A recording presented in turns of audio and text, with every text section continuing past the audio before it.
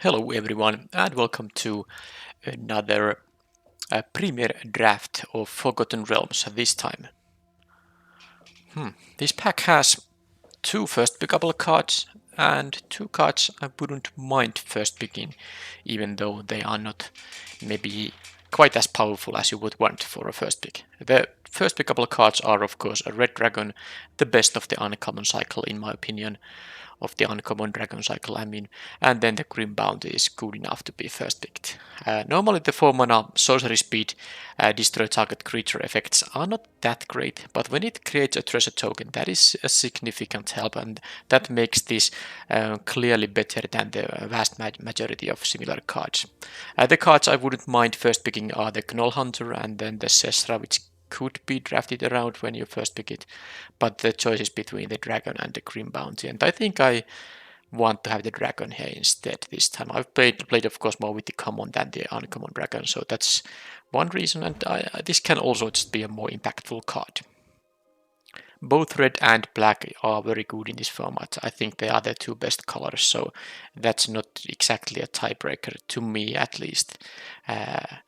But for example, blue is not as good, so if the other card would have been some good blue card, I might have wanted to kind of tip the scales towards the red card. But with red and black, it's really just a coin flip. If you want to pick the black removal there, that's completely understandable, and I'm not gonna say that it's a wrong pick. Okay, there's only the Boots of Speed for red in here. I'm not gonna take that. Instrument of the Bard, not great, and of course the rare in that previous pack was, I didn't even mention it because it's obviously not good card. And what would I take here then? Ray of Enfeeblement, Guild Thief, interesting things to try. Maybe I'll take the Guild Thief. I haven't really played with it. I don't think it's that good, but it is a 2-drop, and if you can get some support for it, it can be interesting. Anyway, I'm not really blue based on that pick. The red cards here are not that great either, so I'm not sure. What should I take? I'm actually thinking about just picking the Evolving Wilds, which will be useful no matter what, unless you go like Mana Color, which is gonna be super unlikely. Ginny Wintier, it's just an okay card. 4 mana 3/3 that flies is still good, especially because you get some kind of a scry effect out of it. But I'm not sure if it's good enough to just pick here right now. I'd rather take the Evolving Wilds to make my mana easier, and if I want to make some kind of splash, that does allow a splash happen. Okay, so now I have two red cards that are decent. The improvised weaponry usually isn't that great, but the treasure token is, it is good enough that you pay 2 extra mana for a shock, and also it is a sorcery speed, but the card is still fine. I would still take the hulking bugbear over the improvised weaponry, and I think I'll take it over the clever conjurer, shortcut seeker. I think the Yuan-Ti is also very good, but the hulking bugbear is good enough that I'm gonna take it now and hope red is enough open that I can, because I took the red dragon, which is really a card I want to be playing. So that's the reason I kind of slightly force red, not too much, but if I don't have, I mean, for example, in the previous pack, hulking bugbear was one of the best cards in the pack, so why not take it when I already have a good red card here? Right here. I don't know about my second color at all. Guild Thief doesn't make me red, I mean blue at all, so based on this stuff, I don't like the Swarming Goblins either. This is better in blue-black when you can actually make this unblockable. You come to a river, not good. I don't care about the Innkeeper. I think I'll take these just in case I want some, I don't know, 2-drop. Maybe I can replicate my previous draft deck. There was a Seal Deck event as my previous video, but before that I had a traditional draft where I had a blue-red deck. And it worked quite okay. So I could try something like that. Now here, there's a Gnoll Hunter, which is absolutely a great 2-drop, but I haven't really seen a good green, so I think I have to pass it. There's a Soul Knife Spy and Aberrant and Mind Sorcerer, and I think the Soul Knife Spy is just a better one out of these two. I'll take it now. There's a Charmed Sleep. There's also a Earth Cult Elemental, which I've grown to like quite a bit. There, if you get to somehow play this earlier, maybe with help of treasures, which red can have easily happen, opponent might have to sacrifice a land at the point in the game when they don't really want to sacrifice a land. And if they have to sacrifice something that's not a land or a treasure token, it's gonna be pretty good for you. But I think the Charmed Sleep is good enough that I'm gonna take it now. This could be a red-blue deck here now based on the picks I made. Oh, and then there's a... What? If I knew I'm gonna get a pick 8 Owlbear, I could have easily taken that Knoll Hunter there. Man, Owlbear is so good. But I'm not sure if I just have to take the Boots of Speed instead. I think I like it slightly more than the Dueling Rapier. I'm not taking the green card now. I will just pass it. Yeah, I think it's... Oh man, this hurts me. This actually hurts me. There's a Knoll Hunter in this pack too. So I could have taken a Knoll Hunter ×2 and an Owlbear, which would be a great selection of green cards. I could pair it both with, well, mostly with red, because I would have picked them over the blue cards, I think. Am I supposed to take the Knoll Hunter? I'll just take the 20 gems here. I assume the green won't happen here. Well, they won't happen any blue or red in this pack either. I take the Clattering Skeletons. Okay, you find the villains. This thing cares about die rolling. I'm in the die rolling colors, but I just don't have any die rolling cards here, so I'm not gonna take it. I'll take this counterspell. Clever Conjurer, that's a fine card, especially when I have a 6-drop in here. Shortcut Seeker, sure. Okay, so that was a funny pack one. I could have taken the good green cards and keep that as an option here. Well, here I think the Eccentric Apprentice is slightly better than the Farides Fireball. Now, I won't have a lot of venture in this archetype, but, well, I suppose this thing can venture, but making this able to connect, it won't be that easy. But this is just a decent card. It's a 3-mana 2/2 flyer with an ETB venture, and then, I mean, you don't have to complete the dungeon to make this card good. I'll take the Apprentice here. And here. So no Dragon's Fire, nothing too great here. There's a Portable Hole, which is okay. I still think I might take the Pixie Guide. If I get some of this equipment, the flyer with 1 power will be slightly better than usually. And I'm not that big fan of the Rime Shield Frost Giant. It is a playable card completely, but I'd rather have a 2-drop at this stage in the draft. Okay, well, how much treasure generating do I have? The answer is not at all. Oh man. Am I supposed to just take something like a Contact Other Plane? Or the Xorn, which is bad stat-wise. It's too bad stat-wise that I think I'll take the card draw here. I have a couple of triggers. Oh, well, this is not a trigger, but, you know, Synergy card with die rolling, and this Brazen Dwarf is an actual trigger. The thing about these picks, though, is that a red isn't exactly flowing to my direction here. I have only the 4 red cards I picked in pack 1, and I haven't really seen anything great from red here. So let's see what happens.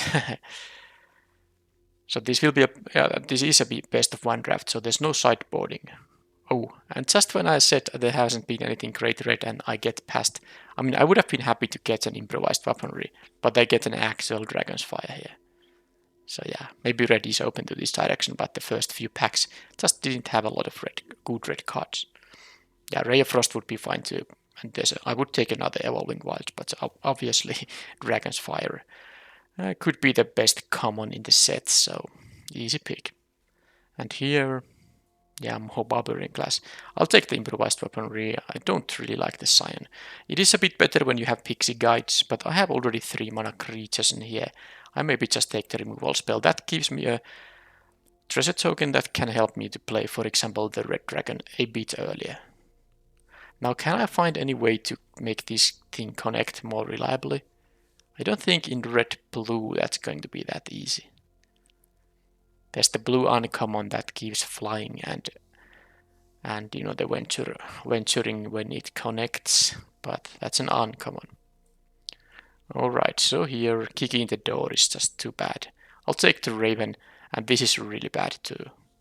I'm not gonna splash for the Gretchen, so let's take the Raven and may either play or not play it. Right, I don't like the bar at the gate. Rhyme Shield thing here is again, but do I want to take that or an improvised weaponry? This is a good blocker, tough to get rid of. The ward 3 is a lot. So I think I don't want to. I already have Dragon's Fire and one of these weaponries, so I think the Rhyme Shield First Giant is going to be the pick now. You find some prisoners isn't bad in best of 1, especially because it's a main deckable artifact hate card. But I think I'll take one of these 4/5s now.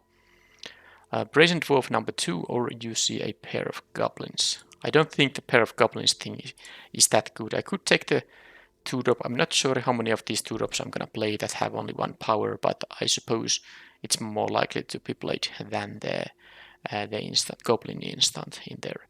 I have 1 contact the other plane, so I don't think that I care about the unexpected windfall too much. It might be time to take the Sign of Stygia.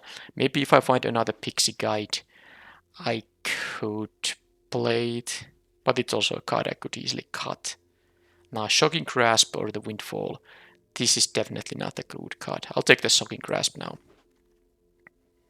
So let's take the red card. Okay, no one cares about the blue-green here. Another Shocking Grasp. That will go to sideboard. I won't be main decking too well. Main deck is the only option you have in best of 1, of course. Okay, Meteor Swarm, crazy good bomb. I have 1 Evolving Wilds helping with the triple caster, and was there something that makes a treasury? There is the improvised weaponry, and that can, well, it will make a treasure and can help with the triple caster as well. Also, this is the kind of triple caster, even though at 4 mana you could cast it, deal 8 damage to a target. This will be a good card later in the game, so you will have time to wait until you have drawn the 3 red sources. Yeah, anyway, this is of course the pick here. Here, another Charmed Sleep. I have 1 of them. There's the White Dragon, but obviously white won't be. I'm not gonna jump into white anymore at this point in the draft. It's pack 3. Do I like the Charmed Sleep so much that I play 2 of them? I don't think I like them that much. I might actually just take the Investigator. It's not a great 2-drop, but it is something for late in the game to gain some value. The Dueling Rapier, I'll take it later on if it happens. I think the 2-drop creature is slightly better. Okay, that would be my second old bear in the draft. The polymorph here is really not good. I mean, what here is good? I'm not gonna play 2 science, no matter what. I'll just take a random uncommon here. Okay, well, there's a die rolling payoff and bunch of other playables. There's a Ginny Wins here, Holding Ogre, Hobgoblin Captain, Dueling Rapier, Improvised Weaponry, and the 4-drop, you know, the uncommon. Well, I have so little die rolling that I'm not gonna take this over the. I think I would take the flyer. Do I need a 2-drop? No, I'll take the 4-drop flyer at this point. That seems to be a reasonable pick. Displacer Beast is good. There's not a Charmed Sleep. I will play 1 Boot of Speed, Soul Knife Spy, but there's not really ways to make it connect.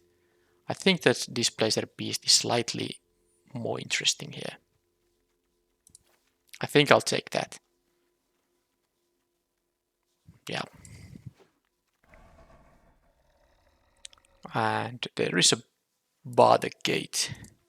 Also 50 feet of rope, which I really don't like. The tap and pay 4 mana for the venturing is just so much worse than the mana rock that has, produces mana, and it says tap and pay 3 mana to venture. The tie-up is okay, but that is really expensive too. I'm not gonna play the Silver Raven, I'm not gonna play the counter spell. I'll take the Brazen Dwarf and see if I'm most likely going to cut a couple of those. Okay, I could take the Holding Ogre, but I think the Evolving Wilds is just... By the way, I don't like these too much, so I'm not gonna take that. Another Frost Giant would be like... I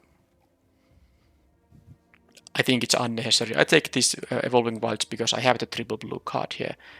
Well, and I'll take another one. I mean, no, it's not triple blue, it's triple red, but you know what I mean. So I just want to have the mana for this thing. Yeah, these are mediocre cards. Let's take the lands. I have enough playables anyway. You come to a river. I'm not gonna play 4 of these Brazen Dwarfs, so maybe I can play this. And I can play the Rapier, I think. And here, none of this stuff matters anymore. Oh, I got the improvised weaponry or a holding ogre here. Which one do I want to have? I think I have enough. Yeah, I think I'll take the ogre here instead of the other one. Okay, the veteran with 2 equipment, I might choose to play it over the 1/3s because I have so few die rolling that yeah, I think I'm gonna leave these to the sideboard. So these Brazen Dwarfs are just 2 mana 1/3s. So if I put D20 here, this is the amount of die rolling I have, and I think the Sign of Stygia will be a cut because I have so many other 3 mana cards here. 1, 2, 3, 4. So I think because I will cut the lands for now. It's a 17 lands deck. Pretty surely I have a card draw here too. 1 Brazen Dwarf goes away, Silver Raven goes away. I will try the Guild Thief. I did pick it quite early and it is interesting at least. 4 mana is very much a lot of mana to use for the ability, but who knows, maybe there can be some kind of a board stylish situation, I don't know.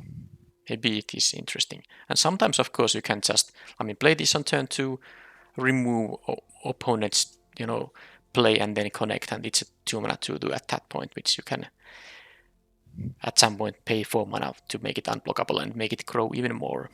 So I'm gonna try it. How many 2-drops I currently have? 1, 2, 3, 4, 5, 6, and by 2-drops I meant creatures, and of course Dragon's Fire is a 2-drop in the sense that you can use it on turn 2 to eliminate opponent's early play, so you keep the tempo even. So basically 6 creatures, one 2-drop removal spell. That's a good amount. I can still cut some of that stuff. And I think the Sign of Stygia is really not that great. I will put it to the sideboard. And because it's best of 1, it won't be put to the main deck at all. Contact other plane, Windseer, Shortcut Seeker. It is a decent blocker. I have some flyers, not a lot though, but I have some. The Apprentice, the 1/3 here somewhere, and of course the Windseer, Red Dragon. So I could maybe be interested in a 2/5 creature. I can also enhance it slightly with the equipment, so maybe I will play it. This is, well, I think usually this is gonna be something like a 5-drop. You want to get 2 creatures killed with this thing, so I will put it to the 5-drop slot. How many red cards I have? In the end, it is 11, so it's almost even. The reason I'm considering that you come to a river here is that it's okay with Soul Knife Spy. It's not great, but it's okay. Also, you can just bounce something and then, you can either make this just unblockable and draw the card right away and deal 4 damage while doing so, or you can just, if the opponent has only 1 blocker for this, you can bounce it and get some tempo with the bounce and get the card back with this ability. So I think I want to try it. And then, yeah, I'm gonna take another Brazen Dwarf away. I will play the Armory Veteran with 2 equipment that I have here. It sometimes gets the minis, and a 2 mana 2/2 is not the worst, although it's definitely not very interesting either. I would still need to cut one card. I like the shocking grasp a bit. This is 15 creatures. I would maybe want to cut a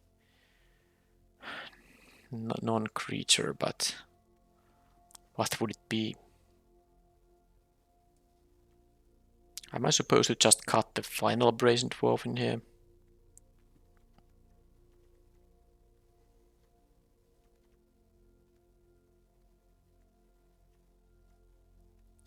Yeah, this is tough. I could see cutting the Clever Conjurer, but with the 6-drop I have here, it also is a kind of a red source for the Meteor Swamp. Well, it's not a kind of, I mean, as long as it's alive, it is going to be able to, untap a tapped mountain, so it can get you the 3rd red mana.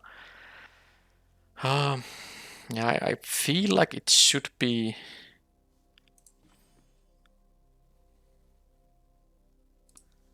So if I cut the Brazen Dwarf number 3, that is something... How many things I can do on turn 2? Investigator, Guild Thief, Pixie Guide. That's only 4 creatures anymore, and the Dragon's Fire. I think I will keep one of these in. Maybe I will not play the Shocking Grasp. If I want to use the You Come to a River, I will cut the Shocking Grasp now. Okay, fine. That is it. That is the deck. And it's gonna be 3 Evolving Wilds. And with those, 13 blue cards, 10 red. One of the red is a triple caster, but if I now put 7 and 7 basic lands, it shouldn't be too hard to get to the Meteor Swarm. Especially the improvised weaponry also gives me a treasure which allows me to cast this easier, and the Clever Conjurer, like I said, will help there as well. And if I get some venturing, I can get the mine tunnels from the Fan Delver with 2 ventures to create a treasure token. So maybe I will just put an even amount of basic lands, 7 and 7.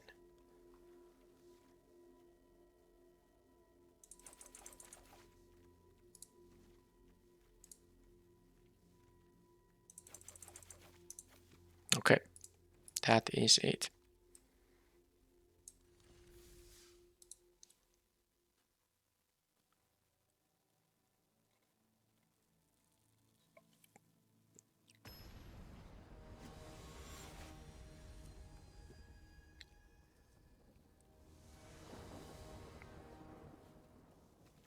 Okay, hand is quite fine.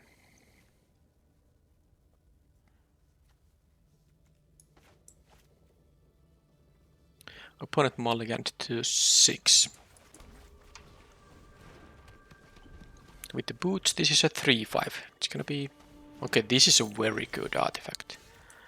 I don't have a 3-drop, so I don't want to show them the Guild Thief. Because I can make it hasty and connect right away next turn. Although I can use these, but no, I will play the Investigator. Hopefully they don't have a 2-drop. And again, get some good value out of this. But they do. So now...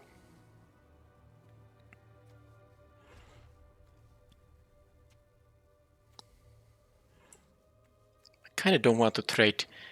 Yeah, I will actually do it like this, because I don't want to offer the trade now. I will maybe hope they will block this thing.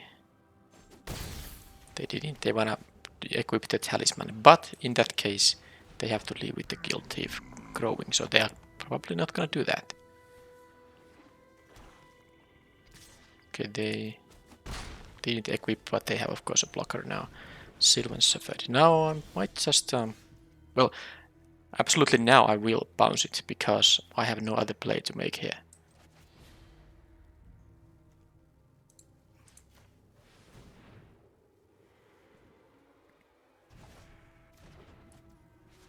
The question is, should I put the Boots of Speed to the Guild Thief? Then I can kind of force the trade. Not sure though. I'm not gonna... Well, let's see what they do.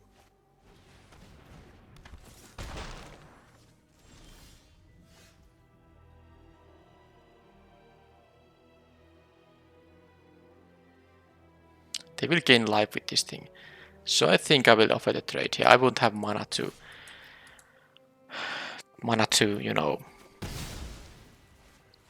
allow them to, I mean, to make this any better. I think it did work. And now I can at least play my stuff here. Because I can untap lands now, unless the opponent kills the Conjurer. Okay, Old Bear is annoying, but Ginny Winchier can still, well, sadly. Okay, well, this gets menace and +1/+0. I think I'll still go for the Ginny Winchier here. Yeah. I need to find some lands here. I'll get at least a Scry 1 here. Okay, I get Scry 2. Improvised Weaponry Pixie Guide. Okay, that's interesting now.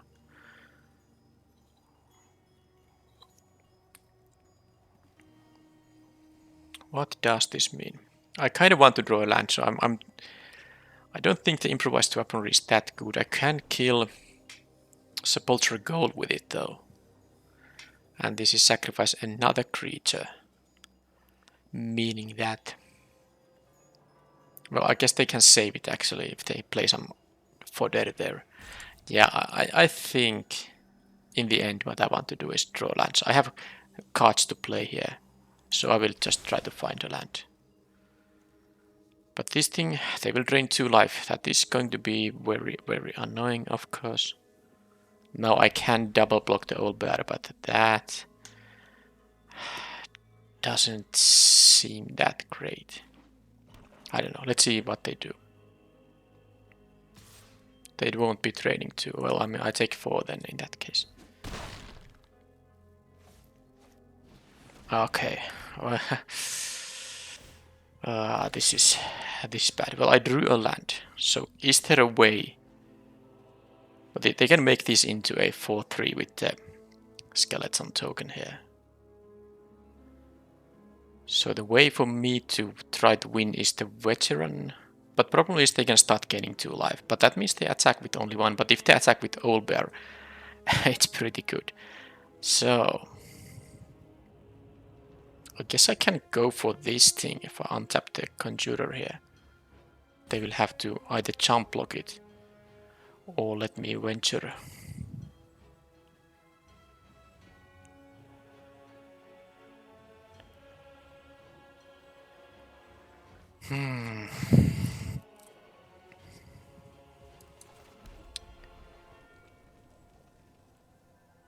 Because this will be 3, I could attack for 6 here, unblockable, because this will have menace.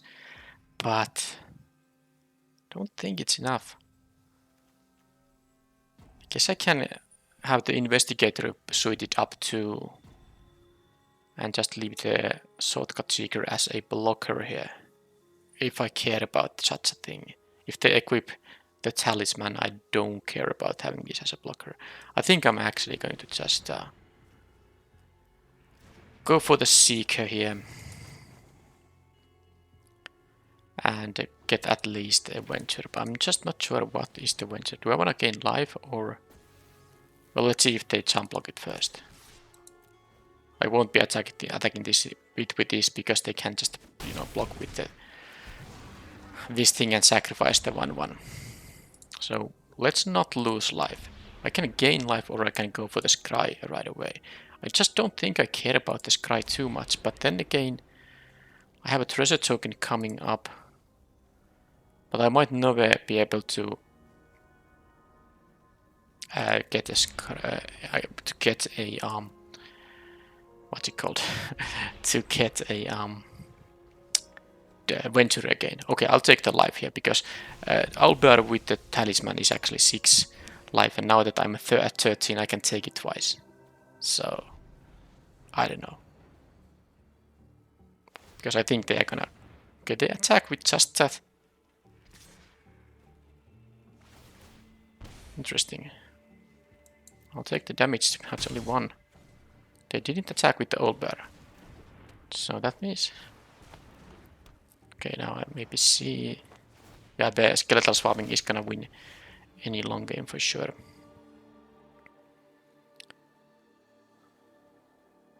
Well, the Menace veteran won't be that good anymore.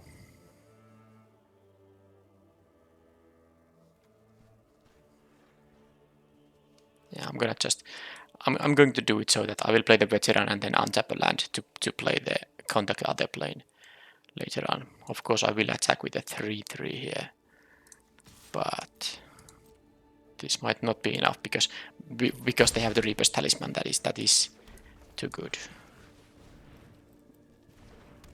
This is a sorcery speed thing, so I have to do it right now. Yeah, the Talisman is a really good card. They're gonna go back to 8 now. But if they do that, well, I mean, the skeletons keep just increasing power from each other now. Okay, they don't get the drain now because they attack with 2 creatures. That is good for me. So what does this mean? If I block one of the skeletons, they will have 2 skeletons, but that will prevent... Maybe they have a kill on this Windseer or some kind of other life gain here. That might be the case.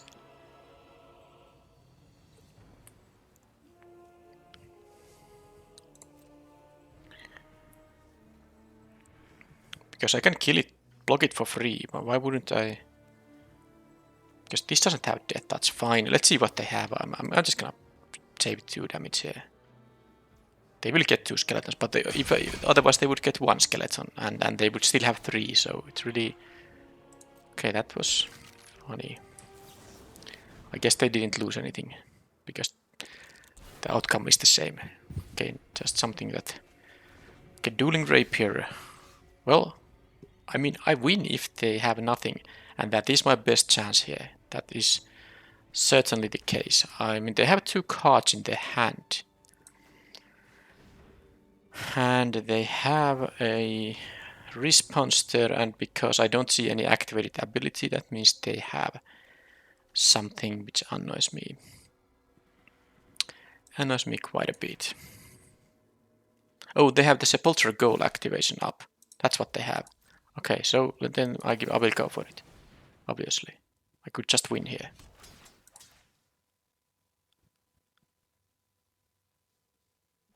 Oh, they really should have... I mean, yeah, now, I mean, they definitely shouldn't have attacked with both the skeletons. Or do they have to attack? Is there something like that? I don't think they do. But, I mean, they would have gained 2 life.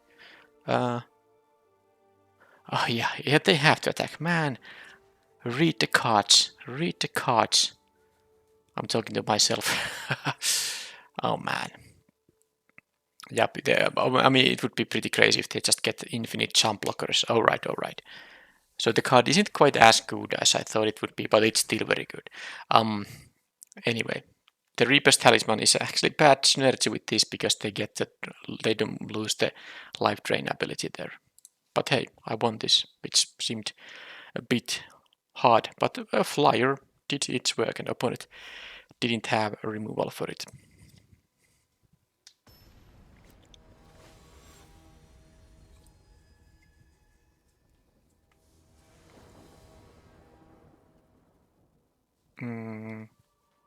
I'll go first. I will have the Windseer maybe. Okay, fine. I'll keep it. Hopefully I draw something. Most of the cards in the deck are 2 and 3 mana cards. So I shouldn't be having too nasty. Okay, now that is a good start already. Good start already. I think I'm gonna just rapier it up. Well, let's see if they have a... Okay, Mimic. Okay, sure. Let's make a 4-power attacker here. And next turn I might play the weaponry. I have this thing if I really want to have it.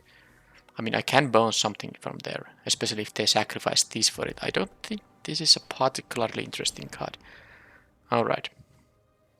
Well, they get to kill the Dueling Rapier now for nothing.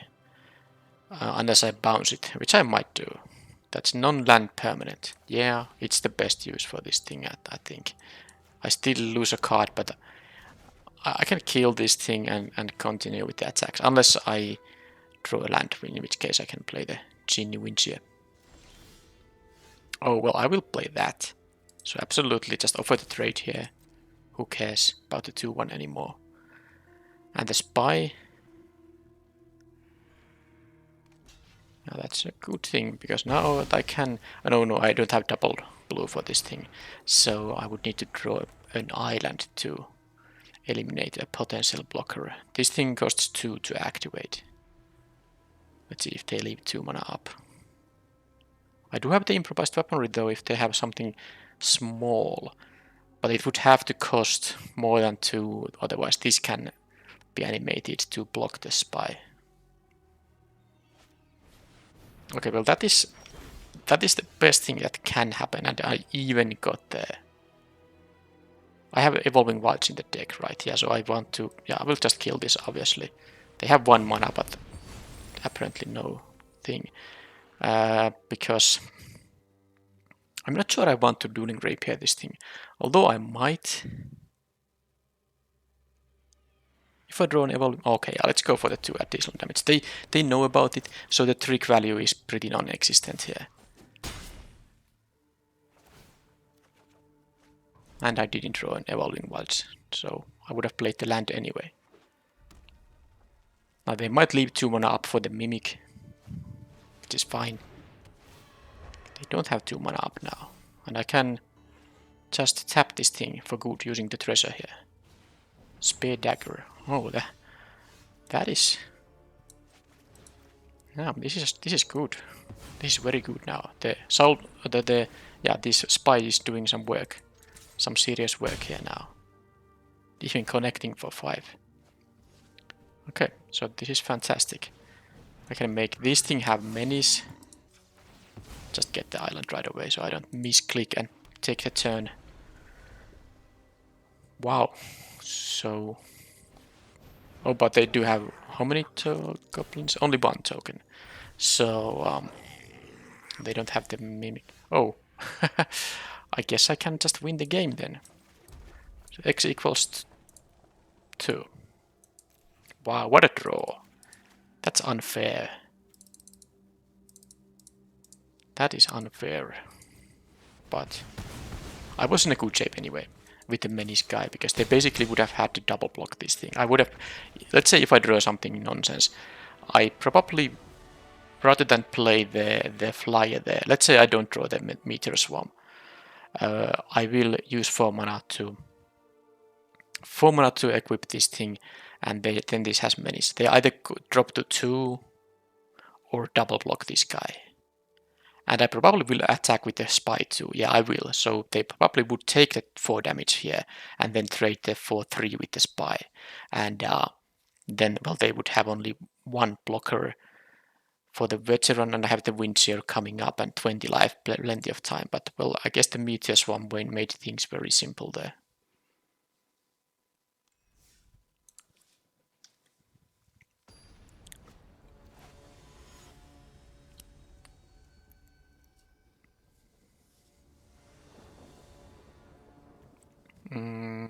Okay, that's fine. I won't show the basic land yet. It rarely matters, but... Okay, they have a 50 feet of trope. I don't think I have any walls here, so...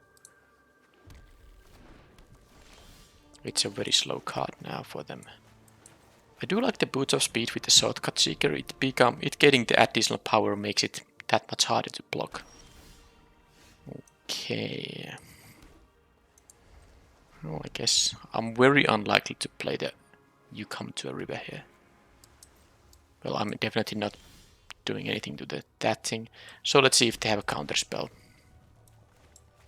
Yeah, I'm gonna play. Oh, use all my mana here. I could play the Pixie Guide, make it.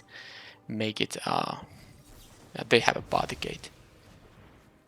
But maybe the 2/3 flyer, which it will be with the Boots of Speed, might even be a slightly better one. But then again, I would have gotten some amount of venturing, so maybe I should have fed the Pixie Guide. But then again, if they don't have the counter spell, the 4-drop is so much better. So I'm not too worried about playing into the counter spell there. Okay, that's the great bomb, and I have the triple blue here too. Let's see if they have more of that stuff.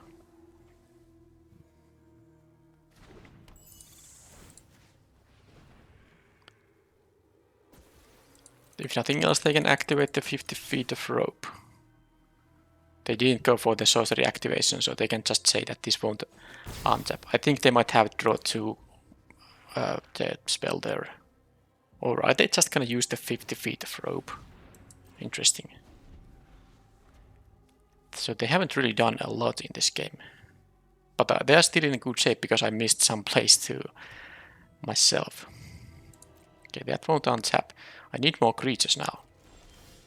Well, that's definitely a reasonable creature, unless they now have a body gate number 2. Okay, I'm getting wrecked by counterspells. Sure. Okay, so if the counterspells, the 3-mana counterspells, the problem with them is that if the opponent plays, 2-drop, 3-drop, and that, and you are on the, for example, on the draw, you don't have time to deploy these, and then you can't keep mana up because the opponent has creatures out, while you maybe don't. I guess you could have a 2-drop yourself and then have these 3-mana counterspells, but still. But now, with the draws I had here, I'm obviously not in a good shape here. Well, I'm not having any trouble either, especially with the Meteor Swarm here, but I did lose 2 somewhat impactful creatures to the counter spells now. They can just say this won't untap. Sure. This is enchant creature. Well, I guess I hope to at some point play some creatures that I can kill with the Meteor Swarm. Ideally something like a 2-for-1 at least. And maybe get the token. Okay, now they get the venture.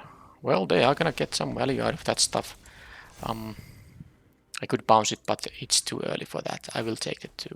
These might get some better uses. I think they're having yet another body gate there. Well, I mean, I don't have any creatures here, so it seems like because they used this when they had 3 mana left. They have a deck full of body gates, I think. Which is good for them because they can just venture with the 50 feet of rope. They will draw a card now, and they have the card counter spell. If I have a creature, okay, well that is gonna eat a Meteor Swarm. And now they are not gonna venture because they have the counter spell. Okay, that's gonna be good enough to kill the trickster. I'm not using the Meteor Swarm yet.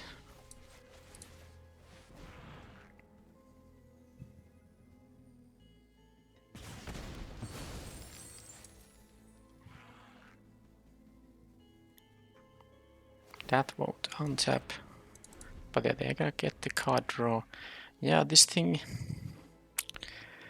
it can end up being problematic if I don't draw the cards and the creatures, I mean, and even if I do, I suspect they have a 3rd body gate in their hand. Now they draw a card.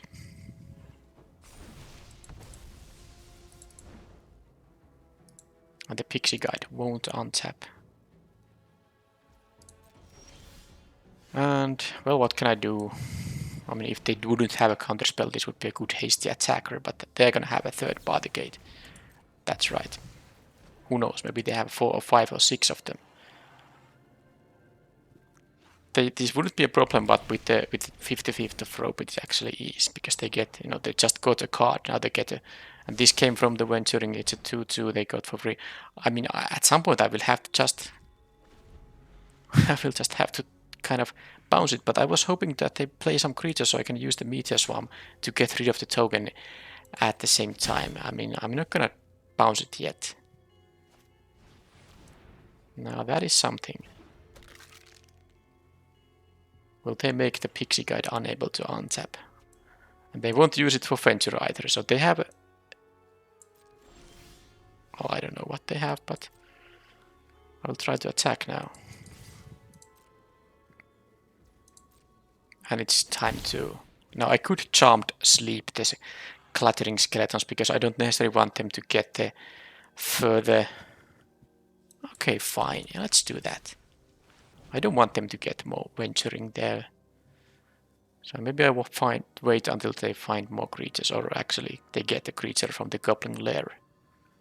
A weird game, a very weird game.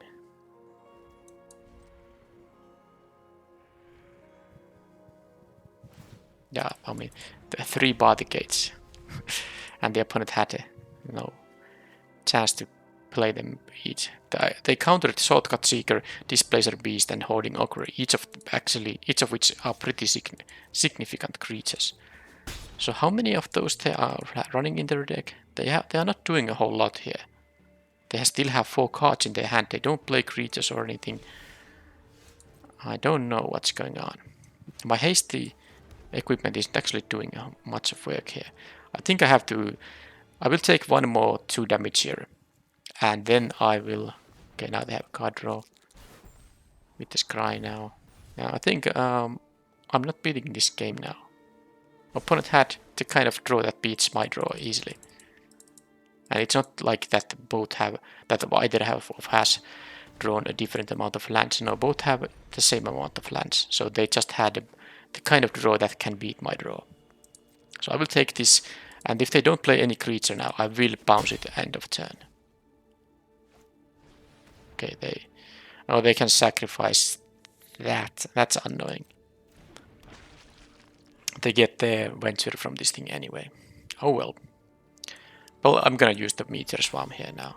Okay, that contact other plane is actually good, but do I want to play it first? Maybe not first. I will just use this. X equals 2.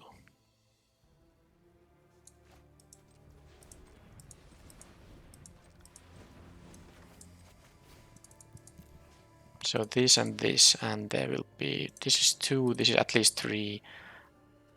I guess it doesn't matter then after that.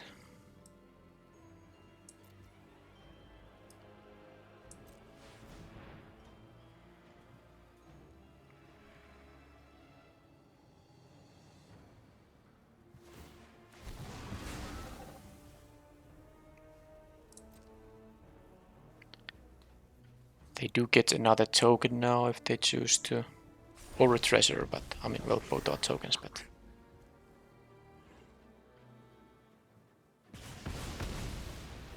And they can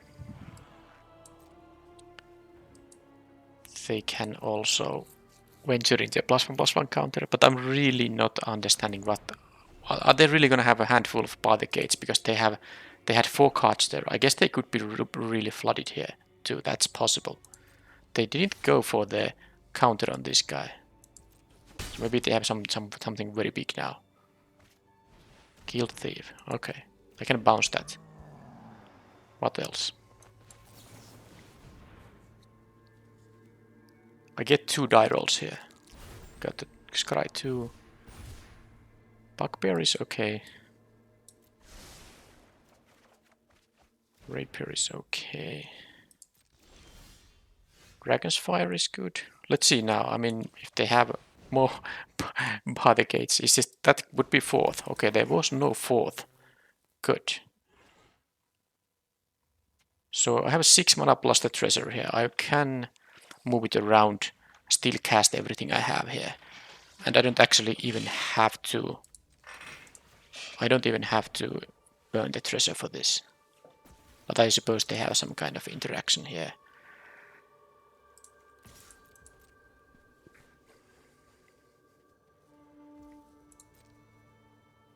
No, they took 4 here. Well, they make this thing unable to untap. Well, I can move this next turn, so let's pass it.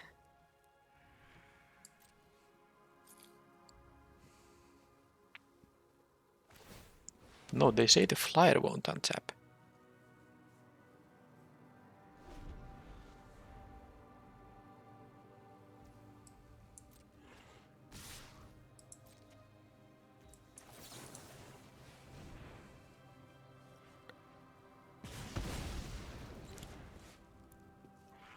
Is it time to bounce the token?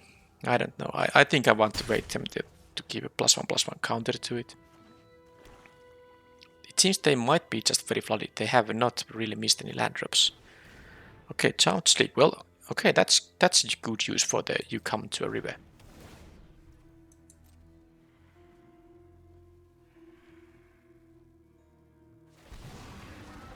Now they get either drain or the counter.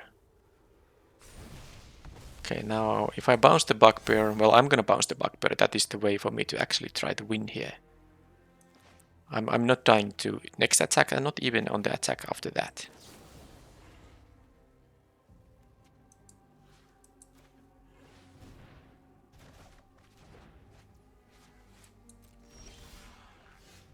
Well, that is strong. So I will first play this if they happen to have a Barricade. No, they don't. Because this has haste, that had haste, you know, naturally, and this can have haste with the Boots of Speed. And now I can also just win with the Rapier. Huh. Wow. Okay, that... Okay, the opponent was very flooded out. Look at the amount of lands they had in there. That was... I don't think they missed any land drops. That's 6, that's 12 lands to my 9. So they had 3 lands more than me. Yeah. But yeah, the triple Barricade had really made the game go that long.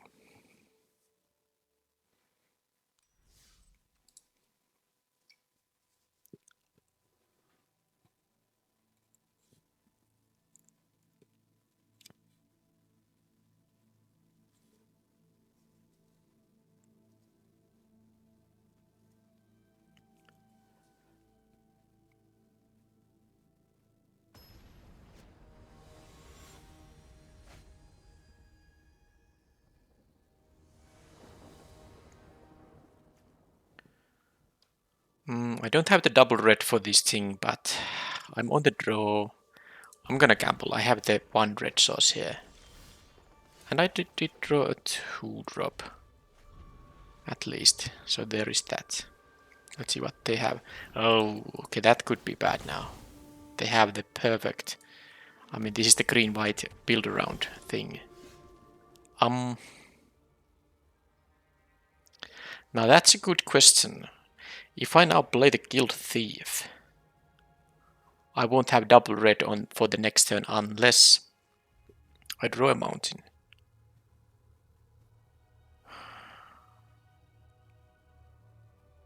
But this thing is just a 1-1. I think I have to take the mountain here. I'm assuming they have a 3 mana play here. If they didn't, then the Guild Thief would be okay, because then they basically maybe wouldn't attack with the Trillasaur, because they don't want this to connect for free. But I'm assuming they have a 3 mana play. Like, or well, 2 mana play is good enough. They are missing a land drop, or it seems like that's the case at least. Okay, that gives me some hope, because they have a good start and I need a bit of a help from both my deck and from their deck. I'm actually not able to attack because I don't want to race here. So hopefully they don't have a trick. I have a good late game. I don't need to try to race here. This will be a good blocker. If they don't have a land drop yet, and if they don't have a trick. Well, they have very much of... Okay, that's a lot of good. I mean, these will trigger next turn. I guess I will get to kill this for free if they don't have any tricks. So there is that. Oh, I can also just, no, they will actually go for the, Mad Mage, which is gonna give them 1 life. This will become a 3-3. This will become a 3-3. But in that case, I would kill this for free. I think I have to take the contact the other plane. The Guild Thief just doesn't do anything here. So yeah, this was a good hand for those 2 lands. They were able to play. I mean, all of these are very good 2-drops. Poison of Healing is going to draw them a card. If that's a land, they can make the Trillasaur big, but it wasn't. So let's see if they go for it. They didn't. Okay. I get to scry. Can I get to remove something? Arcane Investigator. I mean, with the lands I have, I think I'm gonna keep it. I'm not gonna play it anytime soon. Okay, that would be an insane thing if I had if I had the third mountain here. Oh man, I would just kill this all. Anyway, I will get a good blocker up. I mean, they probably are not gonna attack anymore. So the moment I find my... I might even should have... Maybe I should have attacked with this thing. Well, no matter what. But yeah, if I can find the third red now, anytime soon. Yeah, they can draw... I mean, gain 3 life, make this a 3-3, but that really isn't going to even matter that much. Are they really stuck at 2 lands for this long? Because I think if they... Well, they get the Scry here too, and it's on top. But yeah, they seem to have a land drop now, or a 1-mana trick, because they have priority in here. Well, the Frost Giant, they are not gonna be able to target it anytime soon, because it will cost 3 extra. I will get to play my Red Dragon. This thing has reach, but it's only a 2-3, this is a 4-4.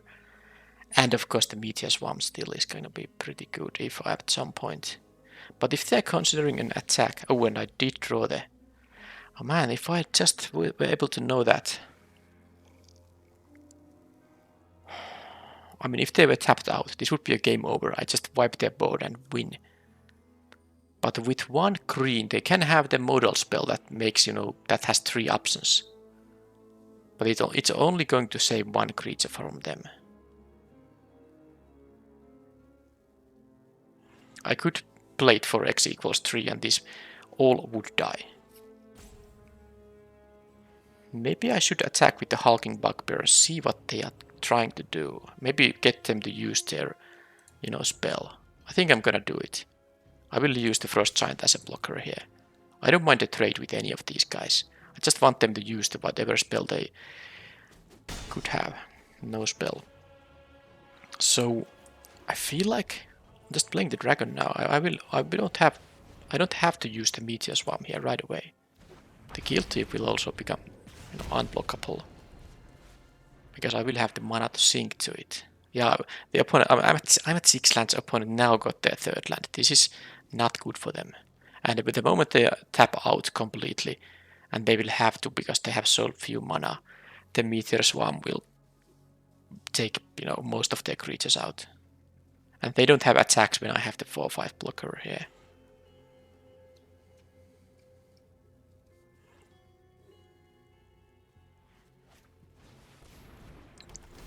Yeah, that will trigger the Telasra, but now they have tapped out, so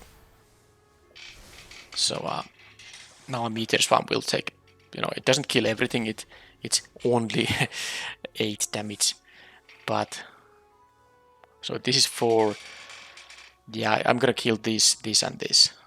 Okay, and that's game over then. That's just game over right away.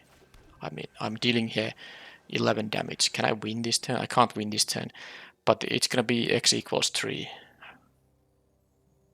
Yeah. 4, 7, 8. Oh, this hurts the opponent so much.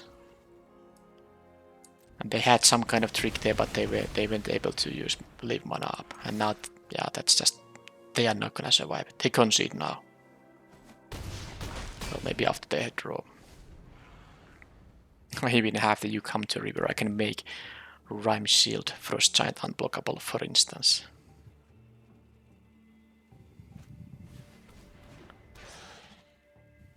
Yeah, they don't have reach. This can't be targeted, so I will make it unblockable. I guess I can bounce one of them, but it's cooler to make it unblockable. Now what they could... Oh. They chose to...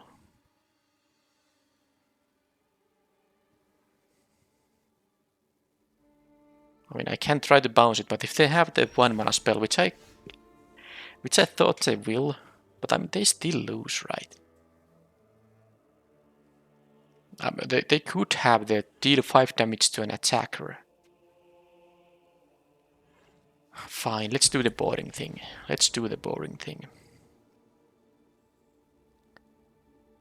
Although if they have the... No, I'm actually not doing the boring thing.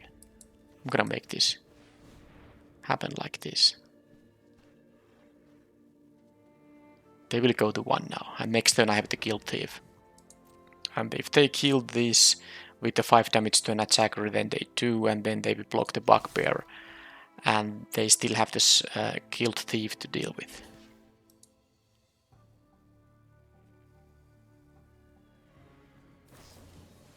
Hunter's Mark. But it can't be countered.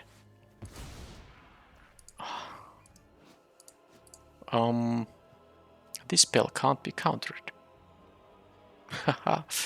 Wow, didn't see that one coming. No matter, I'm still in a good shape here. So the ward didn't help there, and I wasted my card. I didn't actually play around this. I forgot this can't be countered. Not that I even thought about even the existence of the card. Look at this, they actually could win if the Guild Thief wasn't, unblockable. So I have 9 mana here. Well, I'm gonna make this unblockable for sure. And then I'm going to trade. Let's at least try to trade here. Then I can play the Shortcut Seeker. If they have another way to deal with that, but they need a blocker for the Shortcut Seeker too. They have to do two things with the mana they have available, but they were really able to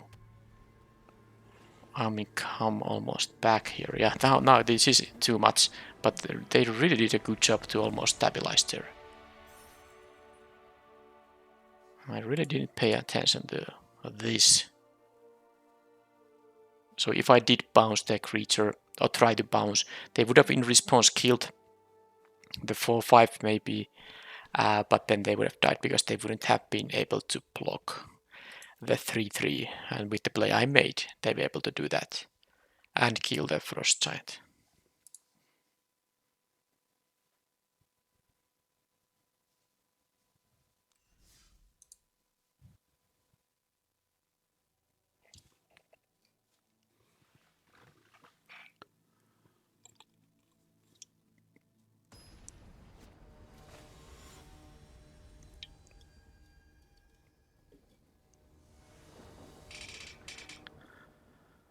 Okay, fine, and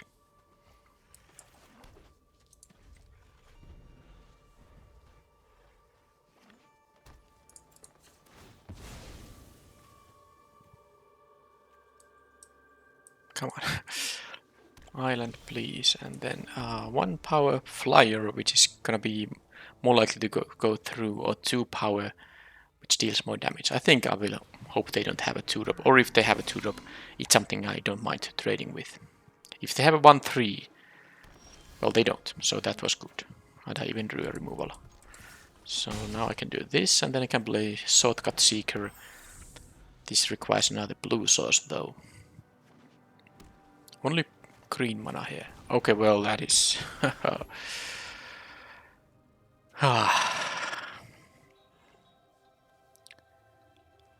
It has a reach and what too. Am I gonna take a 2-for-1 here? Because I can attack with both and then finish it off with the weaponry.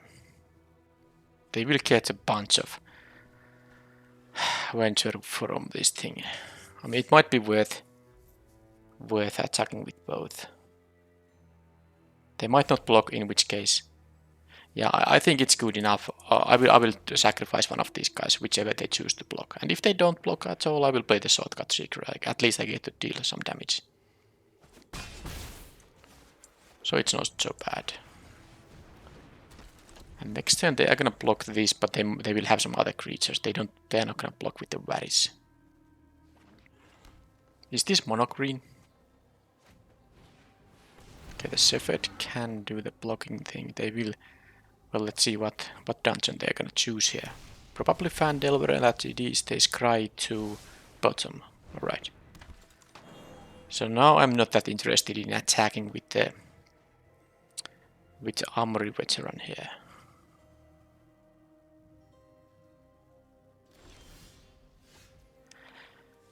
Improvised weaponry. So if I attack with the Shortcut Seeker, they will just block with both and they will get a free kill. Not nice. If I attack with the Pixie Guide, I can potentially kill Varys, assuming they don't have a 1-mana trick that will save him. And that will be, you know, I will lose 2 cards, they will lose 1 card. Okay.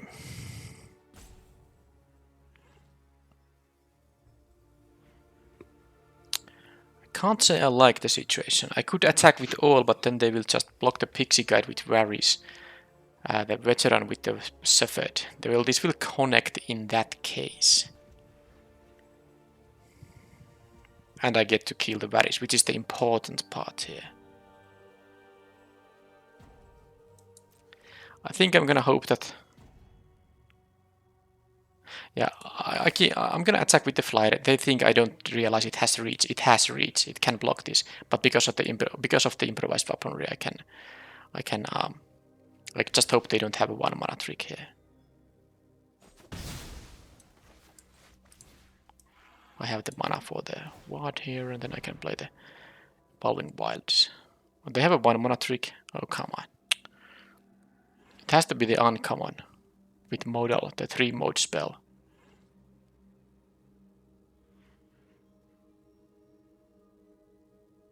Oh, they can have also the same thing. The same thing that can't be countered because they can target Shortcut Seeker with it. Yeah, the Hunter's Mark. Now, because it gets them an additional point of toughness. Well, I guess they should have waited here.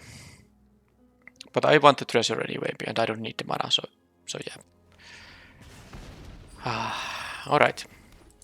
Maybe it's time to have my first loss in the event. Because the Varys is just, I mean, every creature is gonna give them free venturing, and that will be strong in the end. I also lost my, I mean, I guess I need to draw like a Dragon's Fire or my actual dragon. Okay, well, they have a trick of some kind. Whatever. +2/+2 won't kill the Shortcut Seeker, so that's why I chose this. If I double block the Varys here. Okay, so it's something else than +2/+2. What is it gonna be? Spoils of the Hunt. Okay, well, that's okay, fine. Nothing happened. Well, let's take the Frost Giant. No point attacking with this. They are gonna block. They're not gonna give me a free venture, and they would trade this thing for a trick for sure. Okay, they are not mono green. They have black. But yeah, I'm just... Yeah, I need... Well, this thing also can block my dragon. Even if I draw that. Varys is gonna win the game for the opponent. I mean, if the opponent wins, I can still win. If I, for example, draw a Dragon's Fire. There's the dragon, by the way. So, if I attack, they are gonna block with... The 2/2 and the 2/3 is not enough, so I'm actually gonna offer the trade here. With the Ranger or the Varys. Or if they take 4, that's fine too. But if they block with the Ranger and whatever, my red dragon will start connecting, and that is the important part. This has reach, but it's only 3 power reach. Okay, they didn't do that. I could... Yeah, there's no point playing the dragon because they can just block with the Ranger. I will try to get some trades. I can attack with this thing. And also, I don't want to show them yet the... Oh, come on. What the Wow. Disgusting. That was the card they had there.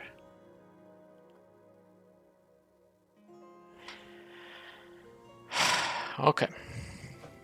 I'd rather have them be at... Well, they go to 13, but they would be at 9. And I would have the dragon on the battlefield instead of the holding ogre.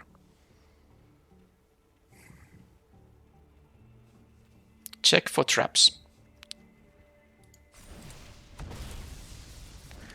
And now if I draw the removal for the Ranger, I'm gonna really hate this situation. Because the dragon could be on the battlefield. And they don't have good attacks here. Well, they can attack now because this is -4, -0, but... Oh, I could have blocked this thing. I took 2 for no reason. Yeah, I'm tilted and I don't think clearly here. There's no point offering the trades with the Frost Giant anymore. I'm not thinking just do the Cepheid 2-3 and this. I guess I'm gonna just pass here. Yeah. They will get to draw a card with the next. Oh, they have a ranger class. Well, this is gonna do short work for me. This game won't last long anymore. And even the dragon wouldn't matter as long as I don't draw removal on this thing. Okay, so now they actually are gonna... Interesting. They're gonna throw away the reach guy. Well, they wouldn't do that if I had a 4/4 dragon here. They definitely would not. So... I won't be taking 5, I'm just thinking about... I guess the shortcut seeker is the one.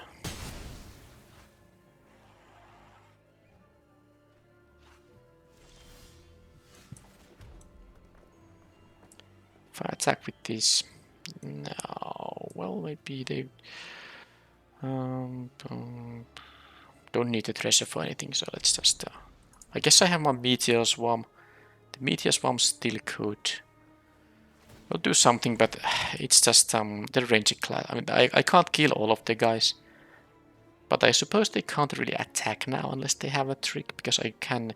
Even if one of these guys gets a counter, I can kill it with the Rhyme Shield Frost Giant.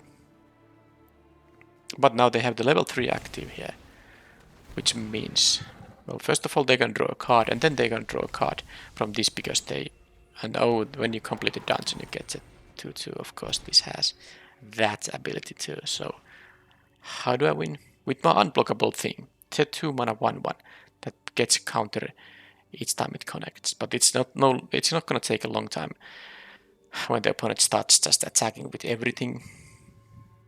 Varys and Ranger class are doing the work here. Okay, they already do that. Maybe they have a trick of some kind in there. They must.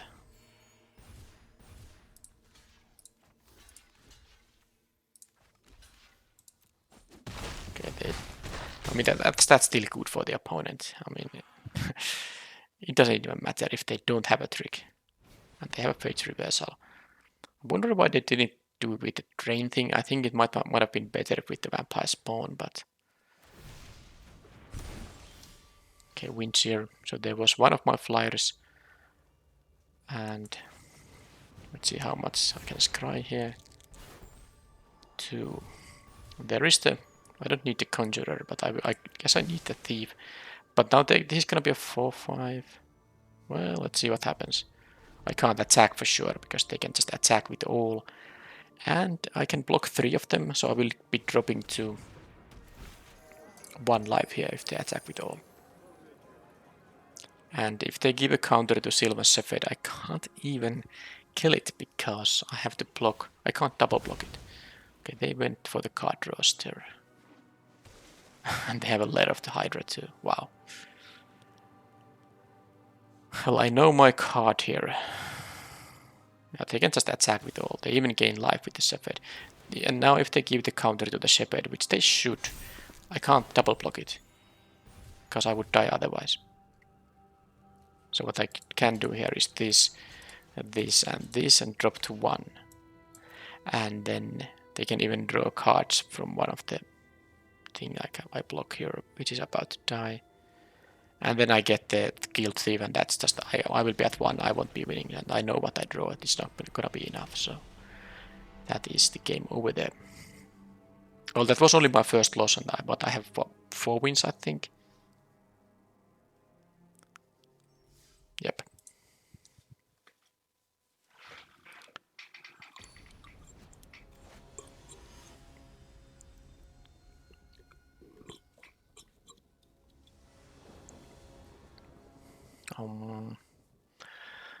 I need a land, but then I have I get the venture with the scribe from the Vandelver. With this thing, I can have this with a land which gives me treasure, and then I can draw cards. I will keep it, but if I don't draw a land in top 2 cards, it's going to be awkward, especially if the opponent will have a 2-drop. But we will see, of course. This is the kind of hand that I don't want to keep, but it's still the correct decision to keep. And the reason I don't want to keep is that I hate to keep hands that I need to hope to draw something specific very soon. I love hands that, you know, I can say that no matter what I draw, I have a good start of the game for the first 3 or 4 turns based on the hand alone. This is not one of those hands. But if I draw like one land, it's gonna help a lot. And if I draw the second, it's gonna be fine. Okay, at least I drew a 2-drop. But it's the moment of truth now. Moment of truth is right now. I would love to kill this thing. Whew. And that got me there. Good. I know I could have played the apprentice and just trade the pixie guide, but I felt like I want to have the treasure here right away.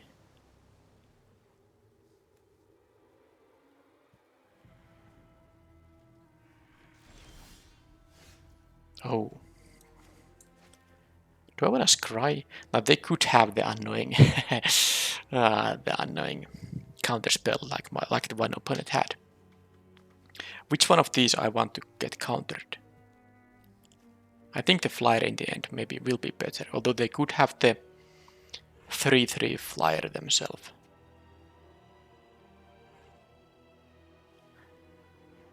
They could have a Dragon's Fire also, not only the counterspell, it works against these things. It's hard to say. I will take the hasty 3/3. Let's see what happens.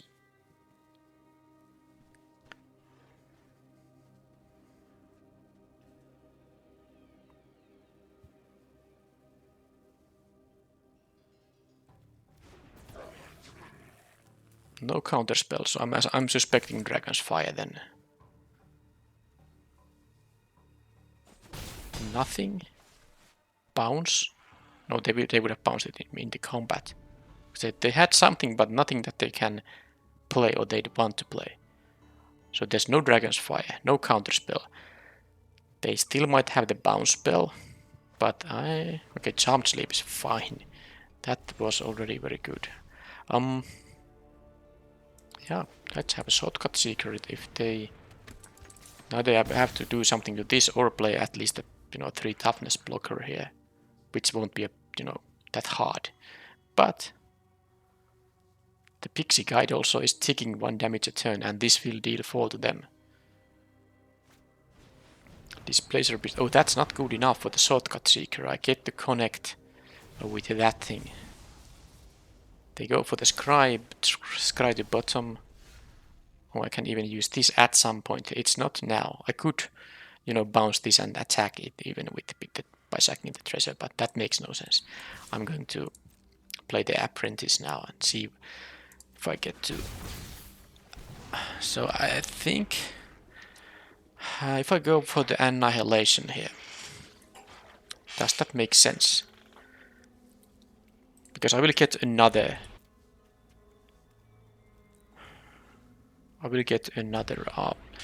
Venture right away. So I could make them discard a card and I would, or lose 2 life. I can just lose 2 life, that's no big deal. I think I like the scry still more. And the land is good because I have the dragon. And then I will of course play this rather than the contact. And the treasure token is not that necessary now. I'll take the 1/1.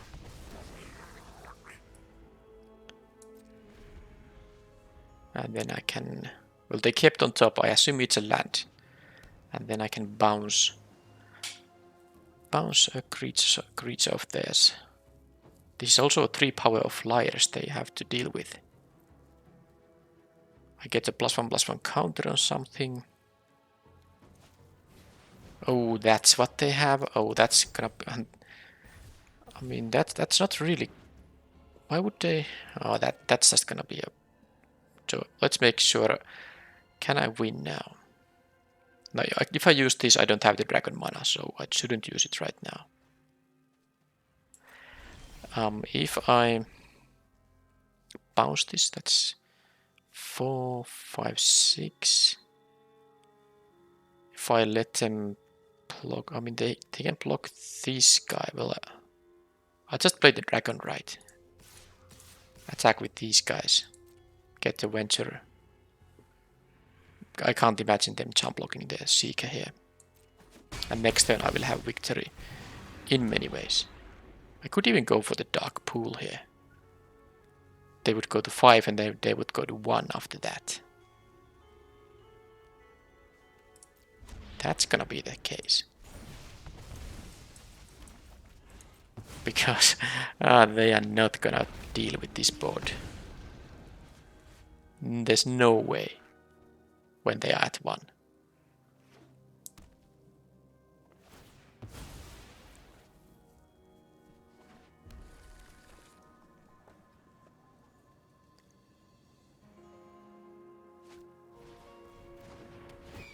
They need 1, 2, 3, 4, 5 blockers or removal spells, and I can still make one of my guys unblockable. So,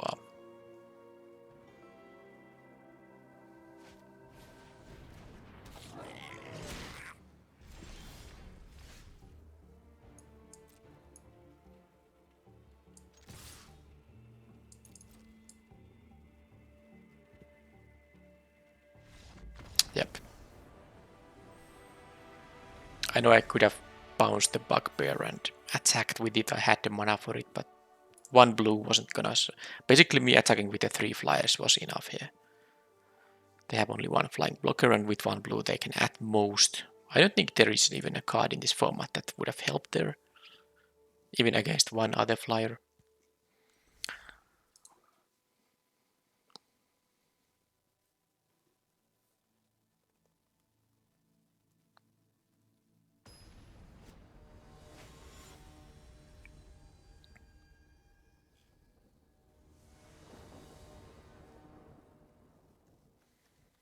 Okay, that is okay. I don't have the double blue for this thing, but I have the weaponry mana, of course, which also makes the treasure, so I can use the charmed sleep, even if I don't draw an island.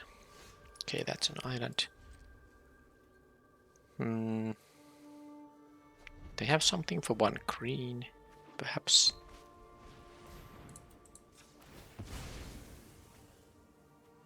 So a life gain. Green-white life gain deck.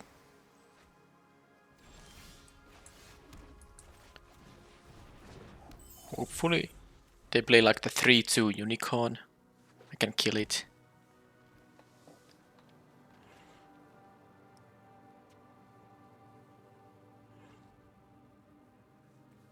And if it's something else, I can play a charmed sleep, or I can just. Okay, well, that means my red dragon can happen on turn 6. Now I have the 6 mana here, but don't really want to draw any more lands here. But they did nothing. They didn't want to crack this because they have, of course, synergy for it. So this is gonna be charmed slipped because they can just respond, but they can make it a 3-3 at any point. They still will get scries for their life gain effects, but I mean they only, so I can't kill it obviously because they can use this and this becomes a 3-3. So this is the only way that I can remove it, which means they will be getting scries because this will stay on the battlefield. Hopefully they don't have a way to kill the charmed sleep. That would be awkward. But the Rime Shield Frost Giant isn't that bad because I have now a 5-drop and I have a 6-drop. So now the next Drew's 2 draw steps don't matter too much. Of course I don't want them to be redundant lands, but I have a good place for next 2 turns. Even if I don't find a target for the weaponry. And actually I don't even want to use this because the 4-5 and the 4-4 flyer will be better. Spiked Pit Trap. Okay, that can kill the dragon, but it will cost them 5 mana and this will always deal some damage at least. Okay. No reach there, so I can just do this, and I have the Frost Giant that I can use to, block the Cepheid, so they will have to have some kind of a pump effect for them to be able to attack with it. This can deal 5, but this has ward 3, so they would need 8 mana for that. Now they go for the scries. How do they scry?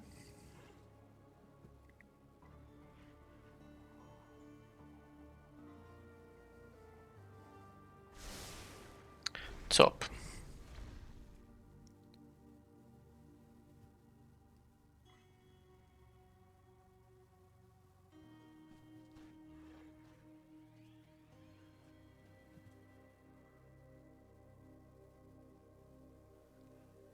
I don't know how I feel about playing the red dragon. It depends, of course, what I draw, what they do. If they play some target for the third weaponry, I can play the apprentice and this, which will be better than the dragon when they have the pit trap up. If I'm very lucky, they use the pit trap on something else, and then I can play the dragon perhaps.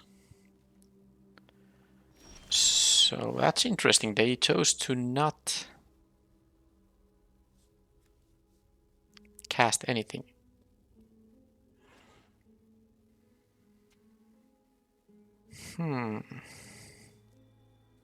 So if I attack with the frost giant, so I assume they are going to use this on this turn. If I attack with the frost giant, I will deal 4 damage because they are not going to block it. Then they can just gain 2 life back. Get the scry here. If they didn't get the scry,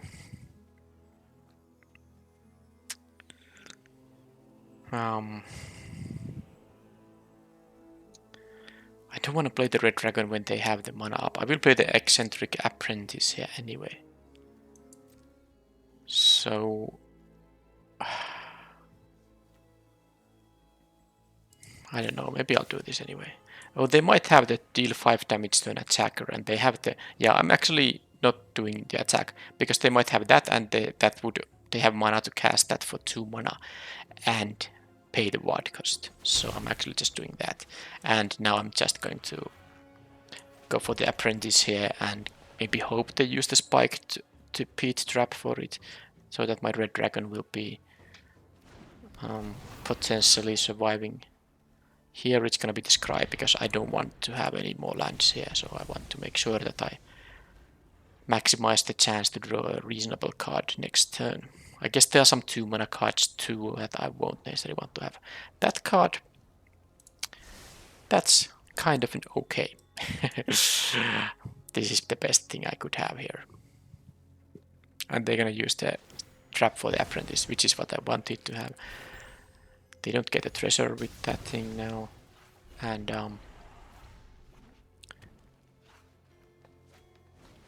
oh, if I didn't have these, or planeswalkers, good.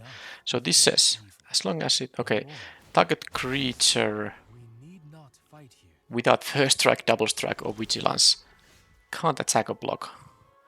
And then they can search for those monks of open hand. Okay. So now, are they going to jump block? 2 mana can, because I can, I mean, if they might just jump block here now, because otherwise this thing will die.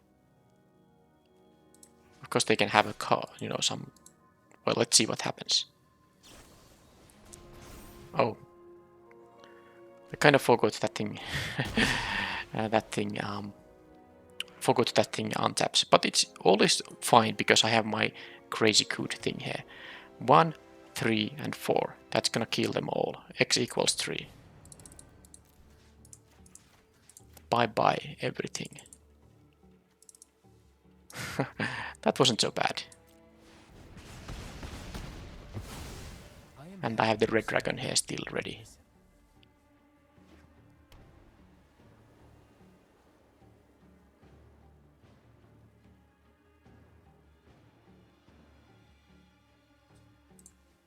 Yeah, this thing untaps.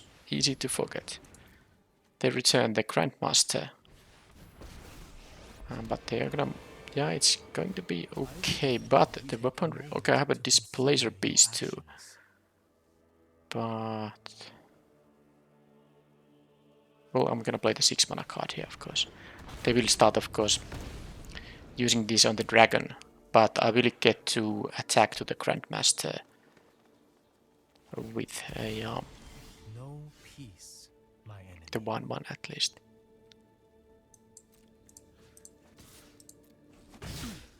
Okay, so this thing He's going to make a token of a, I mean 1/1 token, and then I have this. They seem to not have any creatures, and if they have a small creature, the weapon rig will work nicely.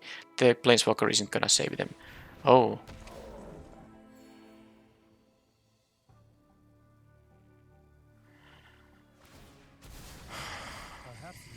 Well, that's awkward. So let's see if I attack with everything on the Grandmaster. They block the. If they block the beast, that's fine. And if they don't block the beast, this will die. So I'm gonna sacrifice a creature. Because I will of course bounce the beast.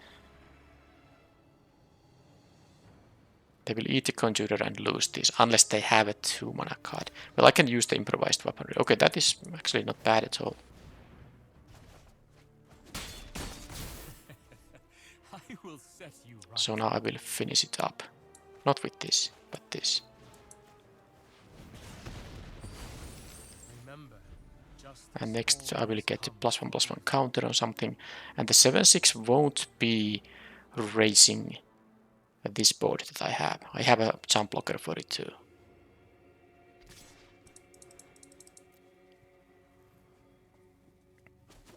I have actually infinite jump blocks with this, because 7 mana is the amount you can have to kind of do this forever, play and return. Okay, so I think no matter what I will be doing this. And I will give a counter to Pixie Guide.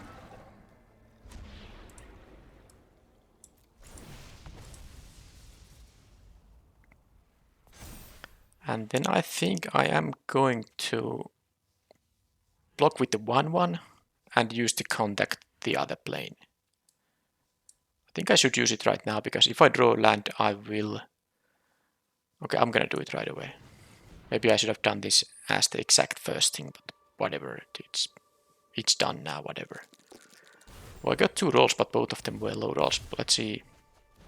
Well, I would have scried the Evolving Wilds away. Probably the Brazen Dwarf too, but whatever. So I'm gonna get a mountain here. Doesn't matter actually, really. I don't have any double. Well, let's have the island, why not? And then I could untap something, or I can...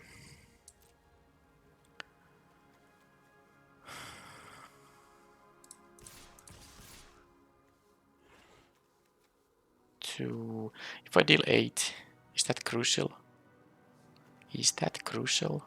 Because I can just play the, a blocker here too. I mean, another creature too, by not attacking with the Conjurer. Okay, fine. I'll play a creature instead. Do they have the 5 damage? Oh, they have a Spoils of the Hunt.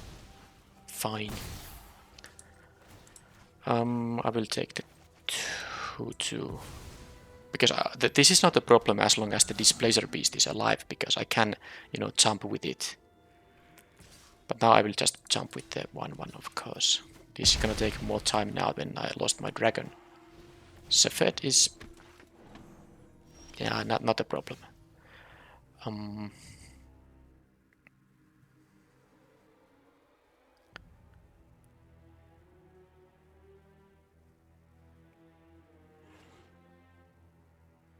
So this costs 4 to return.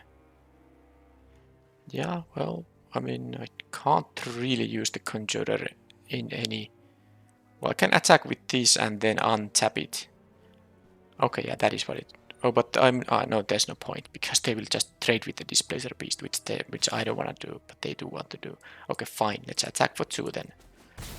Do this, get the land right away. Now I can get a whatever island. Do this. I could untap something, but there's not really need to untap anything.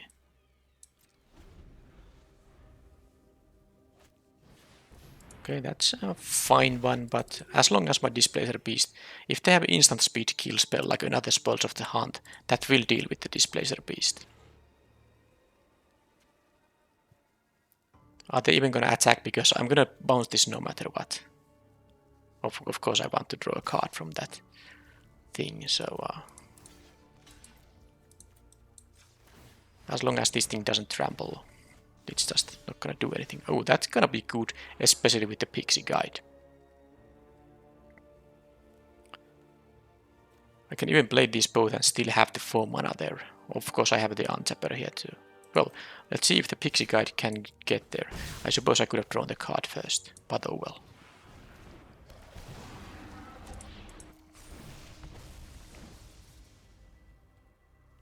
So investigator, and guess I could have the bugbear too, but it can attack maybe on the next turn or something like that. No need to untap anything.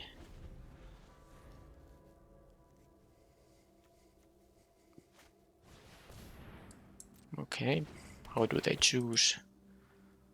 Pump effect on that thing. I can take 4. I can also just kill it, and I think I will. I don't want them to, because I don't need the conjurer that much here. They get 2 life, because I can. If they don't have anything, this is just gonna be, you know, completely fine. That's 5 damage to it. I will lose 1 creature here. I don't care which one it is. It's gonna be the conjurer, most likely. Though this will get many, so I have 2 equipment in the deck and 14 cards only.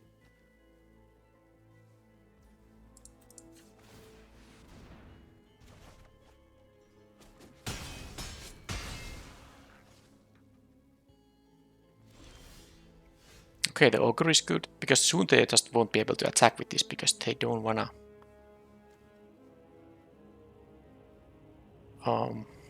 they don't want me to be able to get these treasures here. Now, question is... 9 mana doesn't allow me to cast all of these. If I play these 2, I cannot... I am tempted to play the bugbear here though.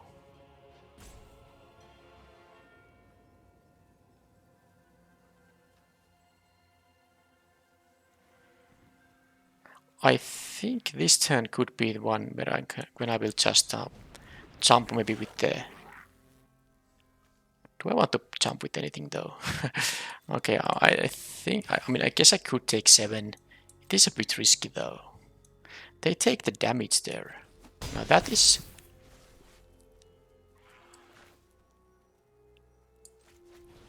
Let's see what happens. I guess I'm just gonna jump with the Brazen Dwarf. It will, in fact, ping them with the Arcane Investigator, so maybe I shouldn't. Oh, they attack with...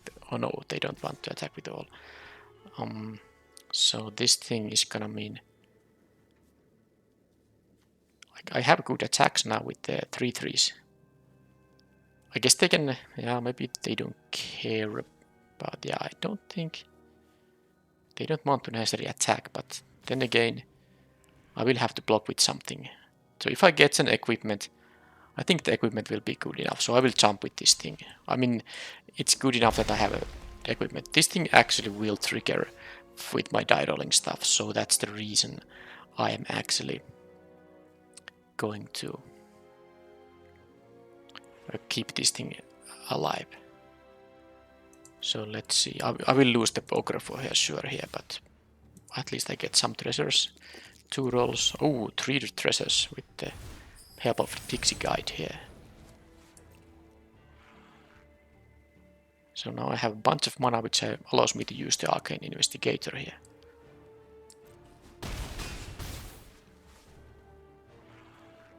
Because I can play... I have 10, 13.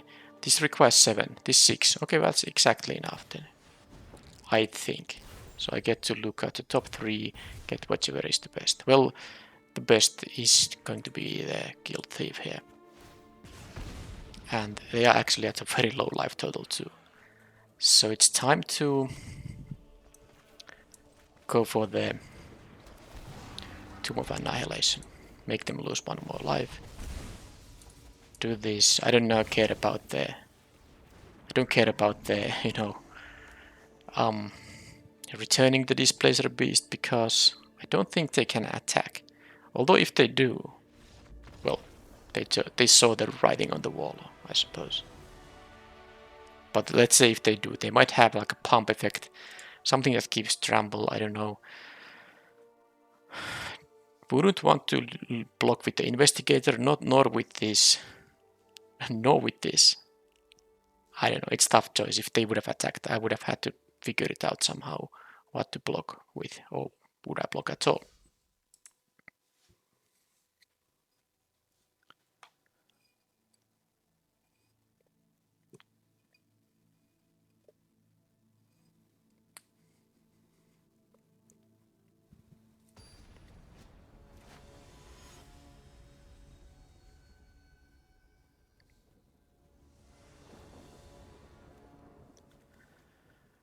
I go first. Well, I guess I have 3 2-mana spells I can cast with these lands here. Opponent mulligans. So if the opponent doesn't have a 2-drop, I will be able to connect with this thing. So I think I will play that first. Unless they have like a 1-drop already. But then mulligan into 6 means there's a slightly higher chance that this will get the first free counter there. Warlock class, okay. And I immediately drew a land. I don't think I'm gonna jump to sleep there 2-drop, but of course it depends on the 2-drop. This might now get a free counter. Okay, well...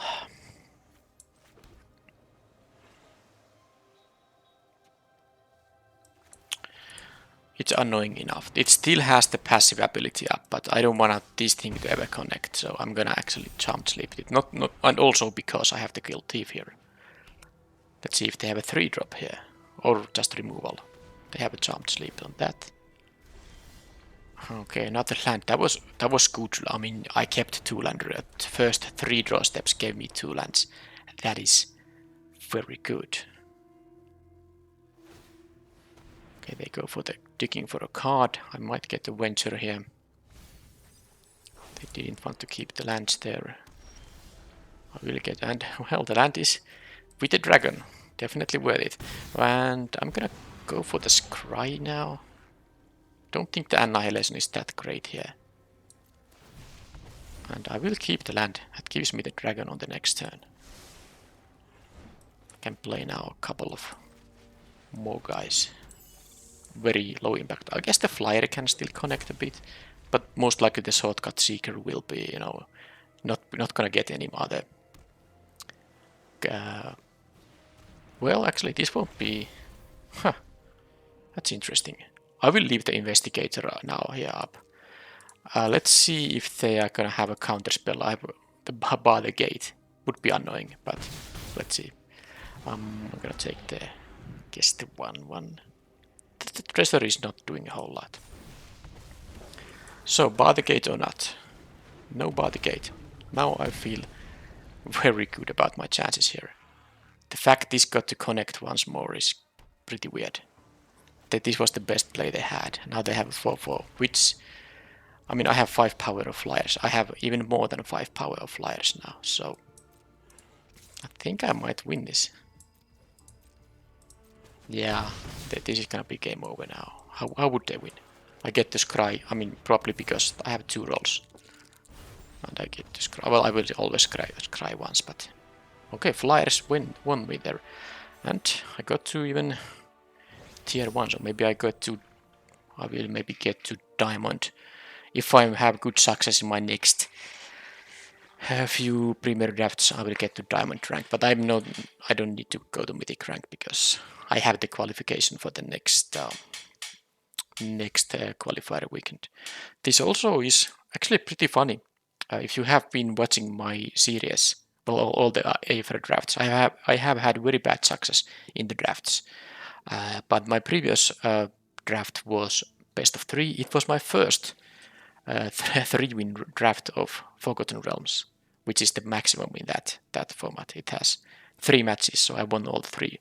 And this is my first 7-win result in the best of one premier drafts. And I can guarantee that I don't cherry pick my drafts. All the drafts are on my channel. There were a lot of bad drafts, I mean, in terms of my success rate earlier. So this is not like me tilting and only uploading the good results. This is really, after the bad streak, I had a 3-win traditional draft, and I even had a 4-win sealed traditional sealed event, and now I got a 7-win premier draft, and these are genuine streaks here now. So first bad streak and then a good streak. So that is part of the game, especially in limited where the variance is higher than in constructed. Funnily, also my the traditional draft that I played to 3 wins was also blue-red, and it's not really considered very good of a color combination because blue is pretty weak color in this set. But I guess the things that really helped me are not the blue cards, but to some extent maybe, yeah, but the red dragon, meteor swarm, dragon's fire, even the hulking bugbear was pretty good. But some of the blue cards did work here, so I don't know. Maybe I'm happy the blue isn't really that miserable that you should never draft it. If it's sufficiently open, you can easily just draft blue and have good success. Alright, so let's claim the prize, and our next one will be a traditional draft once again. Thank you for watching and see you next time. Bye bye.